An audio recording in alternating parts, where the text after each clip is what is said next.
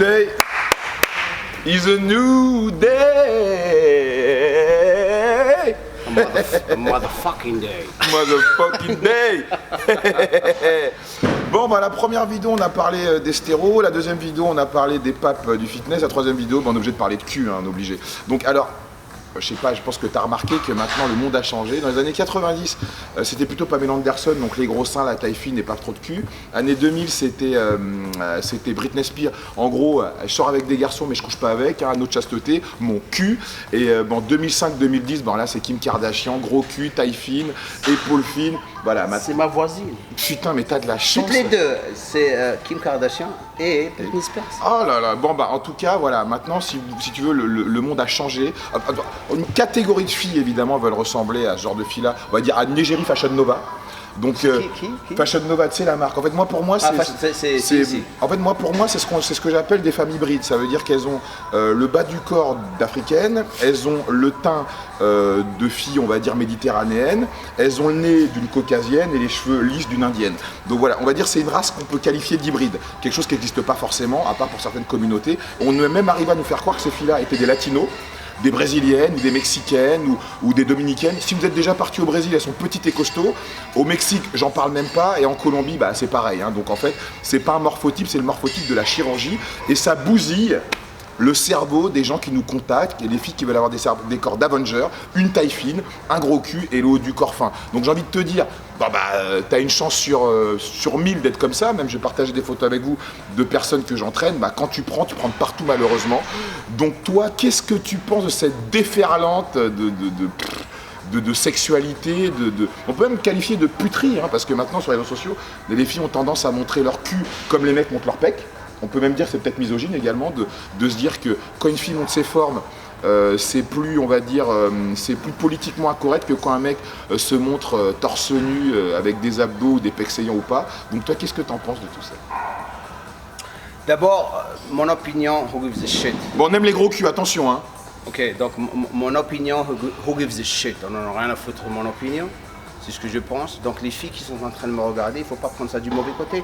Parce qu'à la fin de la journée, même nous, even us, we are freaking whores, bro. Même les hommes sont des putes. Tout le monde est en train de mentir à tout le monde. C'est vrai.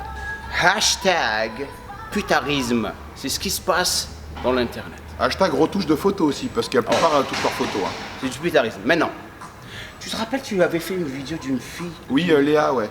Bah, par contre, elle a fait ça. Alors toi, il faut que tu mettes sa vidéo, il faut que tu la mettes en slow-mo. Je suis expressif. Elle a fait juste ça et toi, tu étais comme ça. Bah, je suis sensible à la beauté, excusez-moi. Quand je vois quelque chose de beau, bah, ça se voit, quoi. La pauvre, tu sais, j'ai écouté là, je l'ai vue parce qu'elle était...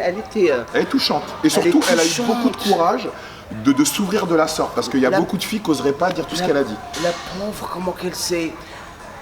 On dirait que si tu es en train de regarder cette vidéo, il ne faut pas perdre espoir. Parce qu'à la fin de la journée, même si tu es direct, tu faisais ce que tu faisais, en quelque sorte on t'a exploité, mais tu l'as découvert plus tôt que plus tard. Mais jamais se désespérer pour faire ce que tu veux faire dans la vie. On dirait que ce que je voyais, c'est qu'elle se retrouve en train de faire la même chose parce qu'elle n'a pas d'autre choix. Tu as le choix dans la vie de faire autre chose. Maintenant, tu sais, c'est toujours, on revient là toujours à la même chose, les gens, que ce soit hommes ou femmes, ils sont en train de conformer, c'est-à-dire faire ce que les autres sont en train de faire parce qu'ils croient que c'est la mode. Okay. Nous, je suis guilty, je suis coupable d'eux par rapport à ce que je fais, parce que, en quelque sorte, j'essaie d'inspirer les gens, la nouvelle millennials, les choses que je fais par rapport à ma transformation, par rapport à mon âge, je change, donc je partage avec mon audience, ma chaîne. Parce que ma chaîne, elle n'est pas comme ta chaîne. Tu sais, elle est différente. Moi, j'ai beaucoup de familles. C'est pour ça que les gens qui sont en train de regarder ici, qui sont de ma chaîne, soyez pas choqués. Hein, soyez pas choqués parce que c'est différent. On parle real talk. Voilà. Parce que lorsque je fais une vidéo, elle est refaite 10 fois, 12 fois. Parce que je connais mon audience. Dans la situation où vous commencez à vraiment suivre ce que les autres personnes sont en train de faire, vous êtes foutus. Mais vous êtes foutus, que ce soit hommes ou femmes, spécialement les femmes, les pauvres, parce qu'il y a cette attention. Il faut qu'elles compétissent. Il faut qu'elles compétissent. 2 heures, 3 heures pour prendre une photo, 3 heures pour la retoucher, 6 heures. 6 heures dans la journée pour prendre une photo. Pour la montrer à qui, à quoi, pour se prouver quoi? C'est pour les likes, c'est-à-dire ils laissent le like décider leur valeur. Et je vais te dire comment que ça a commencé. À l'école, ça a commencé à l'école, cette note que tu as eue un jour qui décide ta valeur, spécialement dans le système qu'on a. Même en Algérie, c'est le même système. Tu as 4 sur 20, t'es nul, t'es ça, t'es ça. Donc ces notes ou cette appréciation ou cette opinion joue sur le mental de la personne. Il faut que je sois aimé. Il faut que je fasse n'importe quoi. J'en ai rien à foutre pour que je sois aimé, accepté par mon environnement. Who gives a shit, man? Le jour où les gens commencent à vraiment ne pas vraiment suivre ces personnes qui ont tout d'un coup une opinion, ils vont commencer à réussir. Exemple. Lorsque j'ai commencé à être... tu sais, j'étais un des premiers coachs, j'ai 14 ans, hein, qui a fait les Bikini Girls. Et j'ai eu que des supermodèles. Si je veux avoir 4 millions d'abonnés chez moi, je les ramène toutes et les vidéos 2 millions. Hein. Mais qu'est-ce que je vais attirer? Je vais attirer que les cons. Ça ne m'intéresse pas. Donc lorsque j'avais commencé à entraîner les femmes, mon but était de vraiment découvrir comment elles allaient réagir à mon entraînement. Parce que je continue à avoir tout le temps la même chose. Ah, je ne veux pas ressembler à toi. Je dis wow. Après, je dis Je suis un homme, t'es une femme déjà, donc c'est pas ton objectif déjà de me ressembler. Sinon, je pourrais t'amener jusque-là. Voilà. Donc, j'ai étudié pendant 6 ans, j'ai entraîné que des femmes. Je les côtoyais, je les ai entraînées. Les femmes, et tu peux être témoin de ça, elles s'entraînent plus dur que les hommes. Grave. Elles ont plus de couilles que les hommes. Elles en veulent. Mais par contre, elles sont plus émotionnelles. Elles sont pressées. Non, pressées, émotionnelles, parce qu'il y a la compétition. Ouais. Les autres salopes sont en train de la voir, regarde-moi. Elles se lèvent le matin, boum, derrière. Et même quand elles ont un physique qui chamboule la vue, En fait, moi j'ai remarqué que les gens se dévalorisent énormément. Moi, c'est un truc. J'étais contente. Non, mais les gens, ils viennent te voir, les gens, ils sont bien. Ouais, mais je suis pas assez bien. Non, mais arrête de te prendre la tête sur des photos. Et en fait, tu as des filles qui osent faire des photos que d'autres filles n'oseraient pas faire. Ça veut dire que si une meuf faisait des photos. Attends. C'est là où je vais, excuse-moi. Ouais, c'est là où on va y aller. Si je t'avais dit, ou tous, je vous ai dit, il y a 10 ans, qu'il va y avoir un jour où on va voir ça et les derrière. Ok? Jamais. Même si je te dis, tu vas commencer à prendre une photo de toi, je dirais, casse-toi. Mais jamais de la vie. Ouais, maintenant, la normale est devenue normale. Ouais, c'est vrai. La normale est devenue normale. Ouais. Ça a commencé déjà sur Insta. Ouais. Maintenant, moi je vous dirais une chose. Dans 2 ans, ça a commencé. 2 ans, ça va être affronté. OnlyFans. Affronté. Not a backside. I'm telling you. Parce qu'elles compétissent entre elles. Qu'est-ce que je vais faire que l'autre n'a pas fait? Et c'est ça où ça rabaisse encore plus les femmes à vouloir suivre d'autres femmes parce qu'on les juge par leur derrière.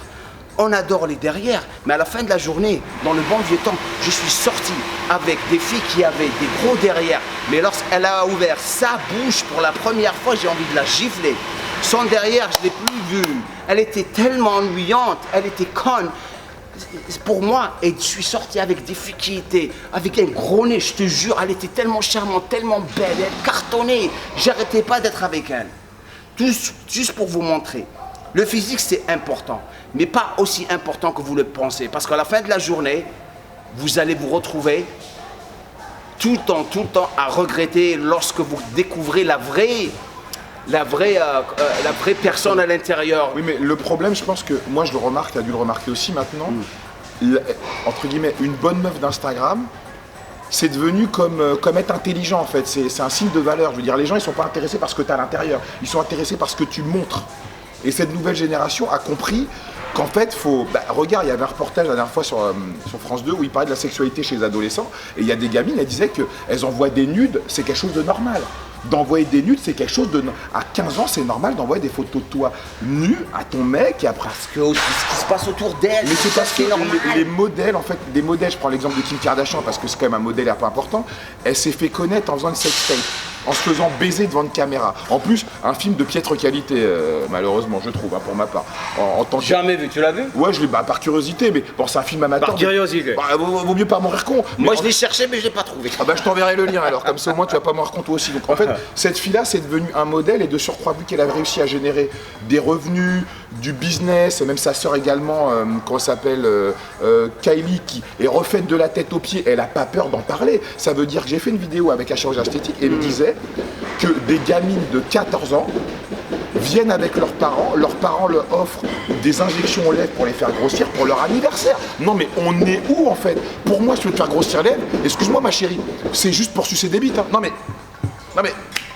voilà. Et tu sais, sucer ou pas sucer... Mais pourquoi vouloir avoir une bouche comme ça? C'est quoi le but en fait? Écoute. C'est quoi l'idée? Sucer ou pas sucer... C'est très bien, sucer n'est pas trompé, l'oublie pas. Hein. Ok, attends. Sucer ou pas sucer, ça reste tout le temps... Moi, j'ai rencontré des filles avec des lèvres de corn slot. Elle était meilleure que des filles avec des lèvres comme ça. Mais il faut vraiment, on fait les camps bien sûr, mais il faut vraiment pas juste penser à l'injection et le parent qui sont les responsables. Ils sont en train de créer des monstres parce que ces filles, elles vont se suicider à l'âge de 24 ans, 25 ans à cause de cette compétition. Je le vois avec un copain à moi qui a sa fille qui est sur Instagram et j'entraîne toute la famille. Elle a quel âge sa fille? Elle a 21 ans. Elle met quoi comme sorte de photo sur Instagram? Bon, on va pas partager le compte avec. On va pas partager le compte. Tu sais, mais c'est... elle vient s'entraîner, mais c'est le délire. Hein. Les parents aussi, ils croient que ce qu'ils sont en train de faire, c'est bien, alors que la fille, elle a des problèmes de boulimie, elle a des problèmes de santé, d'image, elle est complètement déprimée chaque jour, il faut qu'elle prenne la photo, elle a 250 000, 260 000 abonnés, et c'est jamais suffisant parce que c'est toujours vous attirez, moi je crée mes propres mots, putarisme, bordélisme, mais c'est fou, des parents qui font ça à leur fille. Moi j'ai une fille de 6 ans. Oui, je sais. Moi j'ai fait une 6 ans. Moi je vais être comme un vautour autour de ma fille. Je vais vous dire pourquoi. Je ne vais pas la surveiller. Je vais lui donner la puissance d'être elle-même. Et par exemple, la discipline, l'écouter tout le temps, être toujours là pour elle. C'est pas parce que j'ai pas envie d'être avec elle et je suis en train de tromper ma femme ou faire des conneries que je lui fais payer des injections de lèvres ou je lui achète une voiture ou je lui achète la dernière Nike. C'est ça le problème des parents qui sont en train de me regarder, qui sont en train de faire ça. Ouais, qui font de leurs enfants une marchandise. Ouais, devient une striptease, je sais pas qui moi. C'est ça le problème. Tu es là pour ta fille. Ma fille, je vais tellement être par rapport à ce qui se passe autour d'elle, bien sûr, je ne vais pas la gérer comme pas possible parce qu'elle va devenir folle. Je lui donne la liberté, the freedom to do whatever she wants. Parce que pour elle, c'est très important. La discipline, je ne fais pas de danse classique avec ma fille. Ma fille, elle fait du jiu-jitsu. Ouais, parce qu'il faut qu'elle que lorsque quelqu'un arrive, elle va l'étrangler. Je lui dis, étrangle, tape, je suis derrière toi. Parce que je sais que ça va être la guerre dans pas longtemps, partout dans le monde. C'est ça les choses que les gens doivent vraiment focaliser sur. Un copain qui a dit quelque chose de très marrant, il m'a dit, lorsque tu as une fille, lorsque tu as un mec, un garçon, tu dois vraiment faire attention à une bite. C'est la sienne. Lorsque tu as une fille, il faut que tu fasses attention à toutes les bites autour de ta fille. Et c'est la vérité. Maintenant, lorsqu'ils commencent à évoluer, les enfants, ils ont quelque chose de très spécial et c'est la testostérone qui nous a tous touchés. À partir de 10 ans, 11 ans, 12 ans, 13 ans, ils commencent à se comporter comme des fous. C'est quelque chose qu'ils ne peuvent pas contrôler. C'est là où ils ont besoin des parents. C'est là où ils ont besoin des parents. Aussi, Jamo, je pense que également la sexualité, vu qu'elle est partout, elle est tellement banale. Bah, je sais pas, moi à mon époque, c'est pareil pour toi. Déjà pour regarder un film porno, il fallait avoir Canal+. Donc si tes parents n'avaient pas de décodeur, fallait qu'un pote à toi ait Canal+. Fallait que tu récupères qu'il enregistre le film à l'insu de ses parents, fallait que tu prennes la cassette et que tu regardes la cassette. C'est partout sur l'internet. Fallait que tu regardes la cassette dans la télé du salon. Donc à un moment, tes parents sont pas là. Donc là, c'est très compliqué. Maintenant, les gens, t'imagines? Ça veut dire que moi, comme je le dis souvent, si j'avais 12 ans aujourd'hui, je serais un pervers sexuel. Hein. Non, mais je serais un pervers sexuel. Ça veut dire que même si demain tu te poses des questions sur la sexualité, allez, tiens, je vais regarder un film porno gay. Allez, pour voir. Tiens, je vais regarder un film zoophile pour voir, tu vois. Non, mais en fait, si tu veux, je pense qu'on a perdu quelque chose d'important, la spiritualité. Et on a été happé en fait pour ceux qui sont croyants, hein, on a été happé par le shaitan, quoi. Je veux dire là. Le shaitan, he's the king right now. Là, ça veut, tu sais, on dit dans la religion que le terrain du diable, c'est la terre. Et ben là, on peut dire qu'il a gagné. Avec les réseaux sociaux, il a gagné. Il a gagné. Il a tout. C'est bien positionné. C'est bien positionné. Il a perverti tout. Il a tout. En fait, il a rendu l'inacceptable, comme tu l'as dit très justement. Une fille qui monte son cul, c'est devenu quelque chose de banal. Regarde même dans le fitness. Les filles attirant. Non mais c'est devenu quelque chose. Si demain sur Instagram tu vois une meuf en photo de sous-vêtements sur sa page, à la limite, il se passe plus rien, quoi, tu vois. Tu sais, moi ce qui me choque le plus, c'est que moi j'ai travaillé dans beaucoup de salles. T'as des meufs qui te calculent pas, elles te regardent même pas, elles n'existent même pas. Tu peux tomber de manière fortuite sur sa page Instagram parce que tu as vu, il suffit qu'elle stagne dans la salle et tu vas tomber dessus. Et tu tombes sur son Insta, tu vois des photos où elle est à moitié à poil. Et en fait, t'as pas envie de voir ça en fait. Parce que tu as accès à un contenu qu'elle aurait dû partager avec son chéri. Un contenu qui est causé d'être privé et qu'elle met en public. Dans quel but en fait? Par exemple, cette meuf, si je vais la voir, j'envoie un message, elle va me traiter de dalleux. Mais si tu mettais des pains au chocolat ou des chats, bah, je te dirais que les chats ils sont beaux et que tes pains au chocolat, où est-ce que tu les as achetés? Parce qu'ils ont l'air bons.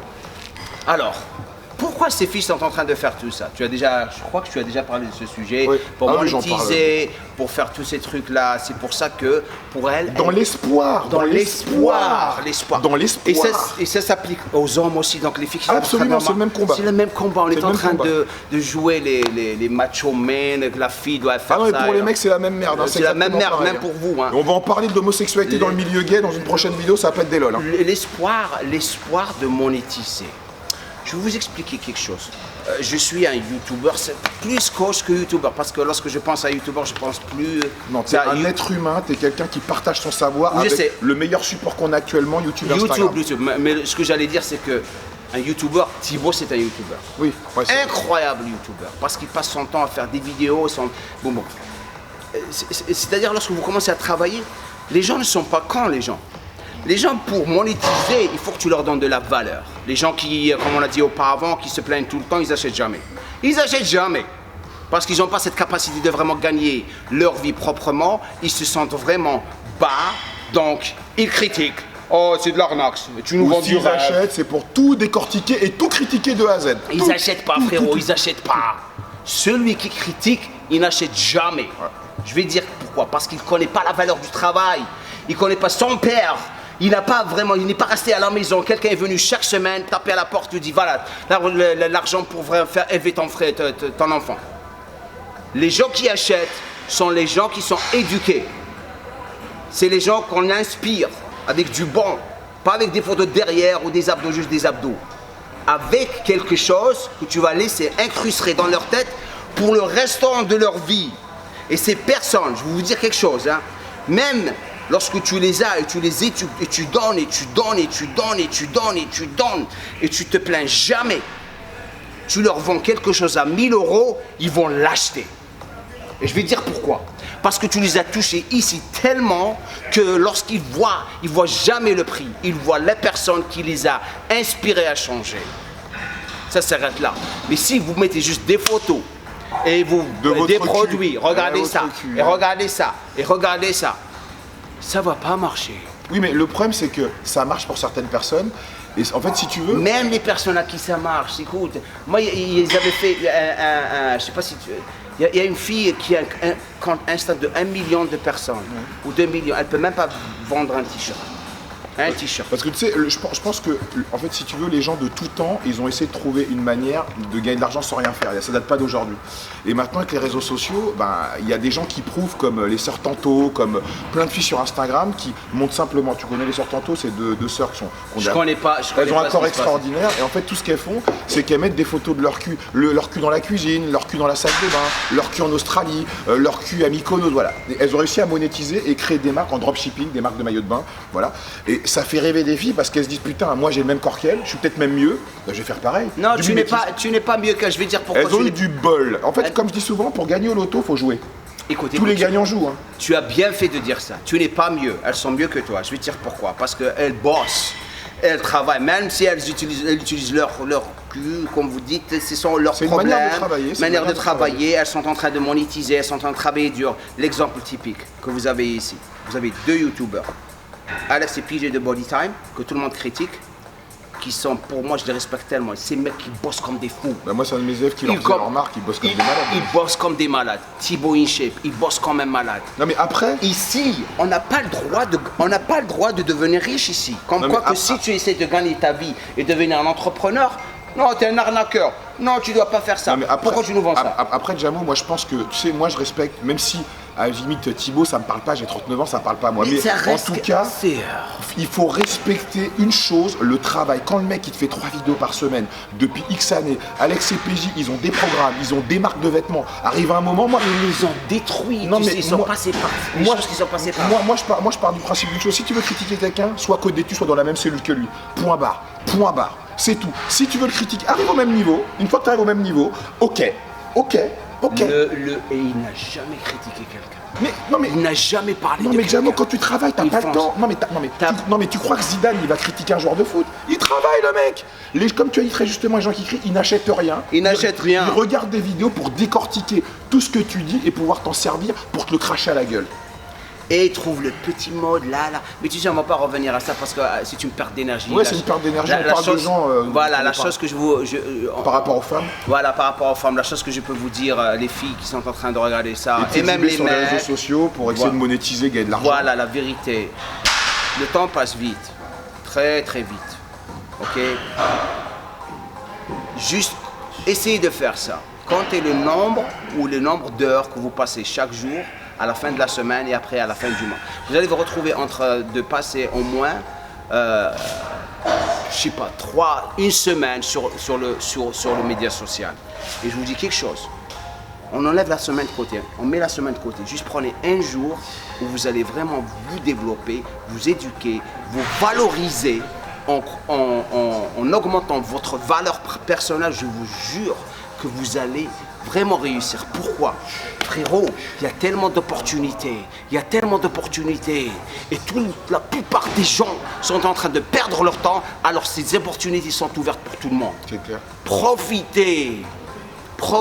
Et la meilleure façon de le faire, c'est de devenir de plus en plus conscient de ce qui se passe autour de vous. Sortez du cercle et regardez à l'intérieur du cercle et vous allez voir beaucoup de choses qui vont vous faire vraiment, pas juste bonder, mais vraiment réfléchir et faire les choses dans votre vie. Bah, on peut dire que c'est le mot de la fin. Non, c'est parfait. On peut dire que c'est le mot de la fin. Merci pour cette conclusion. Avec plaisir. Et en tout cas, il y a une chose qui nous a réunis, c'est le travail. On s'est connus par rapport au travail. Donc, arrive un moment, tu as beau faire ce que tu veux, il n'y a qu'un truc qui va payer, il n'y a qu'un truc qui fera ta différence entre toi et un autre, c'est le travail. Le génie, ça n'existe pas. La valeur du travail intelligemment. Le génie n'existe pas, la capacité n'existe pas. Simplement, ce qui fait la différence entre un individu et un autre, c'est sa capacité à se donner plus qu'un autre. On vous aime, les amis.